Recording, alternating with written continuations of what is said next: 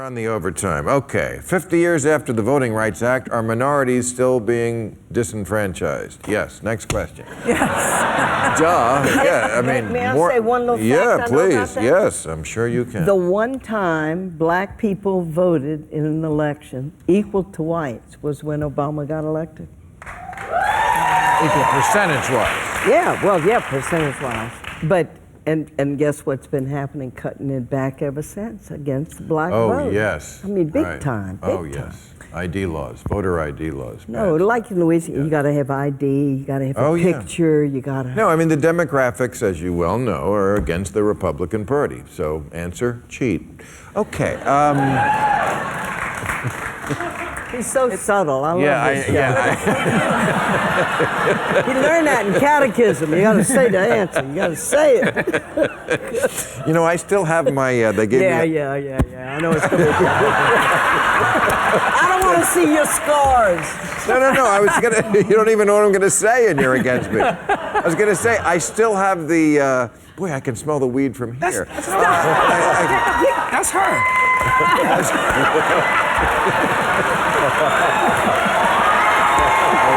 My bad. I'm so sorry. He got the weed. Yeah. But I still have the mimeograph sheet that they gave out with all the questions that we had to memorize, 100 of them, like, where is God? God is everywhere. Then why do I have to come here? All right. Will Hillary's plan to make college more affordable win over a key demographic? Wow. Who's writing these questions? Well, it should, though. Yeah, I mean, of today, course. wait. Today, though, I mean, if anybody who watched this this week, she's talking about massive investment in college affordability, allowing students to be able to refinance their loans at regular rates rather than these ridiculous rates. But today, she did something really interesting, which was that she unveiled a portion of the plan that allowed for working parents, to be given grants and services so that they can go to college as well as make sure that their kids are taken care of. Really important for single mothers in particular. So Good for her. love that. Yeah. That's really important. Talib, why did you decide to release your album for free? Well, maybe because no one buys it anymore. no. They'll steal it. Yeah, They'd steal it anyway. Yeah, people don't buy music. They'd rather stream and pay money to streaming companies. Horrible. You know, and it's convenient. You know, it's as horrible as it is. It's my responsibility to do something about it. It's not on the consumer to do something about the new business model. And so the way I do. Well, I disagree with that. Well, I mean, I don't think it's fair, but that's how it is. It's my responsibility. I don't think it's fair. You wouldn't say that about it. You wouldn't say that about civil rights. It's just how it is. It's not fair. It's not. Well, it's not quite. It's tactics and strategies. So I have a website now, QualiClub.com. You come to my website. Ryan Leslie, an R&B artist, great guy. He built it for me. You come to my website. You log in. I get your email. I help people with their homework. I listen to demo tapes. All that. People come buy directly from me. We sell your book there. We sell books. Wait, you help people with their homework? Oh yeah, people have sent me their homework, and I've helped them with their homework. Oh, wow. We sell books, we sell art, I sell my music, and in order to get people there, I have an album called "Fuck the Money." Pardon me, and So sorry. It's too late. It's too late. Hold me back. know- Boy, that offends me terribly, sister. If I could. I have fans who have come there and support me all year at QualiClub.com, so I give them a free album. You know, to keep them coming there. You know, I don't want to mass market and try to canvas the whole market. I want to market to the niche of people who really support me. And you didn't jam it in everybody's iPod like you I'm too. not YouTube. Right. Definitely. Now that's a venal sin, right? When you say a bad word, that's not a mortal sin. No, and all that was pre-Vatican, Bill. We don't talk about venials and mortals anymore. You knew all the degrees of it. I did too. I didn't know anything about the Catholic Church anymore. I'm gonna Follow Pope Francis. He's showing us, bringing us to the gospel. No more venal and mortal sins? Can you handle it? I guess I can. It's been so long.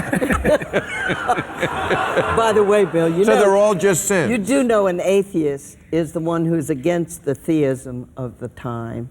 It's against theism, so hey. Well, no, it's just the absence of theism, not against. Or just absence. opposing it, just saying that's not real. Well, And that's let's not get real. Exactly. I couldn't have said it better myself, and I probably did. Glad to help. Okay, Doug, we got to do a comedy act. I know. You guys Humor is really important. It is so important. It is so There's a important. straight I'd man do over it here. on talks Yes. on the death penalty. You could do a I mean, ventriloquist act. I could be the dummy. You could be like, ladies and gentlemen, I'm so sorry for my atheist dummy over here.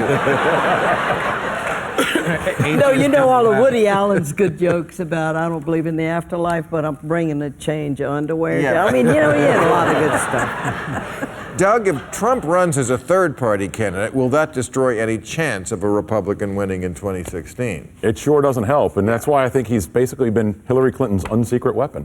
Everything he does, I mean, you're loving everything Donald Trump does, right? I thoroughly enjoy everything. That tells you everything. Who doesn't?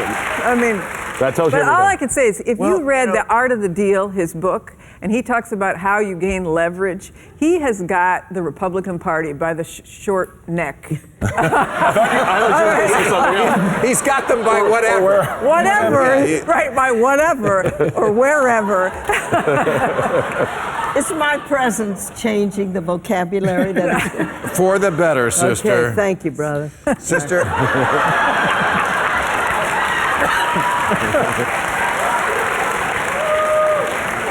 Is the FBI investigation into Hillary's email going to come up with anything of consequence? No. I agree. You know, I just got an email from the State Department IG, as did all my colleagues when I was Chief of Staff in the State Department, and we have to now furnish information to the Inspector General Because on of what this? we did with our emails.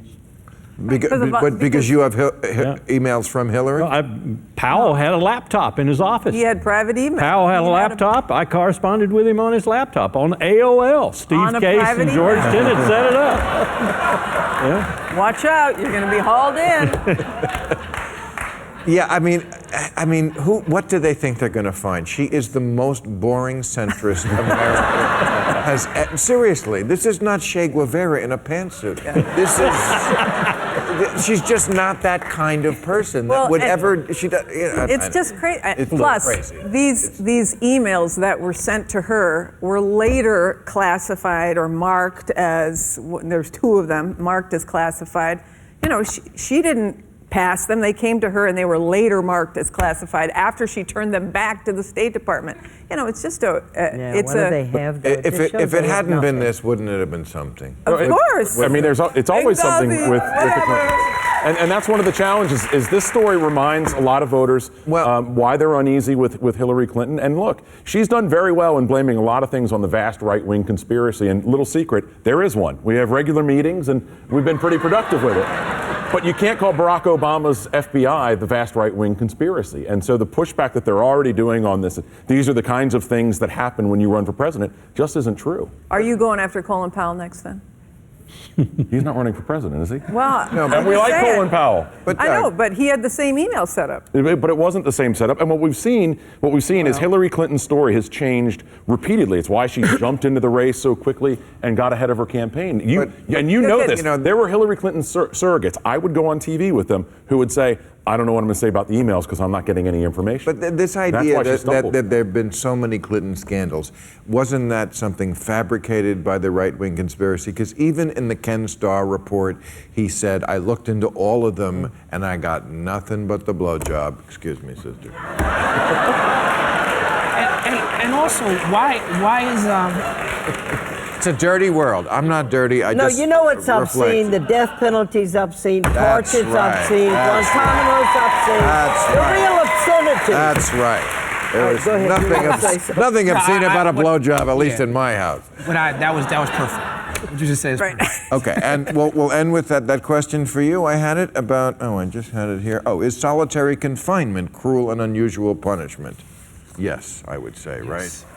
When you go to prison, government owns you. No, really, you do not have civil rights in a prison. You can be beat up. There was a case that got to the Supreme Court. Louisiana guy at Angola prison, handcuffed behind his back, and the guards beat a lot out of him, broke his nose. It came before the Supreme Court, and Clarence Thomas and Justice Scalia said prison is a place of pain, deal with it, and they did not see it as cruel and unusual punishment. You die because you don't get medical care. Prison is a terrible place to be, and solitary confinement. Human beings, we're dialogic. We live because we talk. We even do dialogue in our own head. And it drives people crazy, but they can do anything and to America you in did a prison. horrible thing some years ago. It decided that when we put people into prison, we can completely forget about them. And they are just horrible humans who get whatever they deserve. And of course, that is such silly thinking. Because now there we are have some truly horrible people there, but most people are... We have more people in prison than almost any country in the world, and most of them are there for drugs. The drug war is a total, utter, abysmal failure. Who taught you English? And we're going to go prove that right